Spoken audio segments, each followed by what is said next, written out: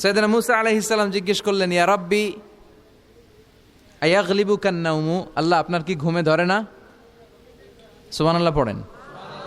আয়াগলিবুকান নাওমু, আপনার কি ঘুমে ধরে না? আপনার উপর কি ঘুম বিজয় লাভ করে না? আমি তো সারাদিন কাজ করার পরে আমার ঘুমে ধরে। আমি সারাদিন রাখালগিরির কাজ করি, ছাগল চড়াই।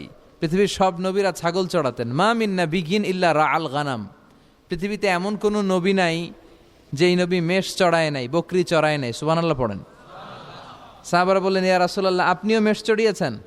বিষ্ণু বললেন, হ্যাঁ আমিও মেষ চড়িয়েছি। আমি তো অল্প কিছু টাকার বিনিময়ে মক্কাতে ছাগলগুলো চড়ায় দিতাম। সুবহানাল্লাহ পড়েন। তো মুসা আলাইহিস সালাম বললেন, আল্লাহ আয়াগলিবুকান নাওমু, আল্লাহ আপনার কি ঘুমে ধরে না?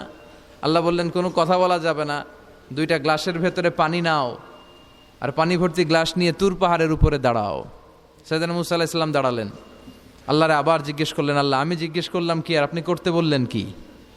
আল্লাহ বললেন, কথা বলো না, যা বলেছি তাই করো। আল্লাহর সাথে বেশি কথা চলে না, তিনি সব রাজার বড় রাজা, মহারাজা। মুসা আলাইহিস সালাম কিছু বলতে পারে না, পানি নিয়ে দাঁড়িয়ে রইলেন। মুসা আলাইহিস সালামকে আল্লাহ বললেন, তুমি দাঁড়িয়ে থাকো। আর ঘুম রে বললেন, ঘুম তুই মুসারে ধর। ঘুম যে এবার সাইয়েদনা মুসা আলাইহিস সালামকে ধরেছে। উনি ঘুমের ধাক্কায় আর থাকতে পারে না, একবার ডানে যায় আর একবার বায়ে যায়। ঘুমের ধাক্কায় হঠাৎ করে কাত হয়ে পড়ে যায় আর গ্লাসগুলো মাটিতে পড়ে খান খান হয়ে ভেঙে যায়। আল্লাহ ডেকে বললেন, মুসা বেশি কিছু হেফাজতের তো দায়িত্ব দেই নাই, শুধু দুইটা গ্লাস হেফাজতের দায়িত্ব দিয়েছে। ঘুমের কারণে এগুলোর হেফাজত করতে পারো নাই, ভেঙে খান খান হয়ে গিয়েছে।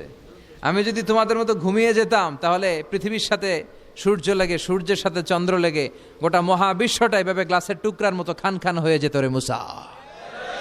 এজন্য লা তাখুযুহু সিনাতু ওয়ালা নাওম, আমার ঘুমেও ধরে না, ঘুমের আগে যে তন্দ্রা আসে ওইটাও ধরে না।